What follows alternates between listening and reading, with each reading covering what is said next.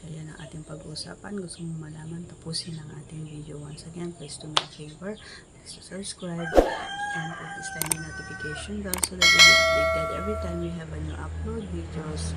And disclaimer din po, mga videos po natin ay para lamang po sa mga pasang kaisipan at pinalawak na pang-unawa. Wala po tayo nito, maaari na lamang po mag-skip at mamili ng mga videos na nararapat para sa inyo.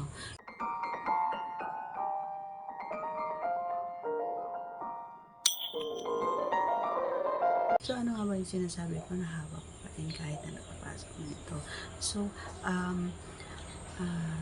actually, na-vlog ko na ito mga idol, ano? So, parang humingi lang ako ng konting tip yan ng ating idol. Sabi niya, ano nga ba daw yung gawin din niya para kasi parang kahit na nakapasok daw yung kanyang doon sa kaya ay parang hindi daw siya masaya, parang wala lang din sa ginagawa niya. So hindi naman daw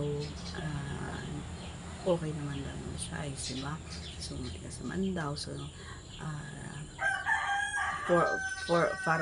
for me, para sa kanya daw ay okay naman daw yung kanyang performance, pero bakit hindi pa rin daw parang hindi masaya.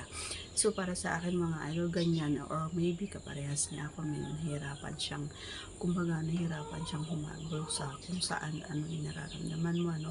Ako kasi ang ginagawa ko or pinapagawa ko minsan sa kanya, lalong-lalo na kapag yung talagang hindi ko makuha kumbaga yung tug ko. So, pinapahawak ko yung aking yan, pinapagawa ko yun sa kanya para medyo pinapadiinan ko yung paglaro ng aking kasi nga yun yung pinaka-best na alam ko na makakatulong. Kasi nga, last time na ginawa niya yun ay talagang nagustuhan ko at masaya ako at nakabot talaga ako sa kanya.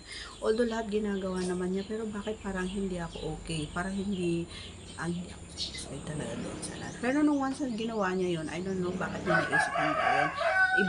Iba, kumbaga para akong natataranta na para akong, alam mo yun, para akong nagbuhusan ng init na tubig. Sige,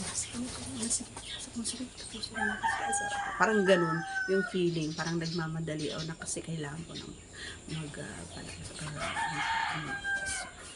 so gawin mo yun idol, yung kanyang kahit na nakapasok yung kailangan mo yun, kaya naman malay mo pati ikaw diba? So that's all for today's video. Once again, if you are not yet connected, please do subscribe and click our tiny notification bell so that you'll be updated every time we have a new upload videos. Thanks for watching everyone. See you again on our next vlog. Bye!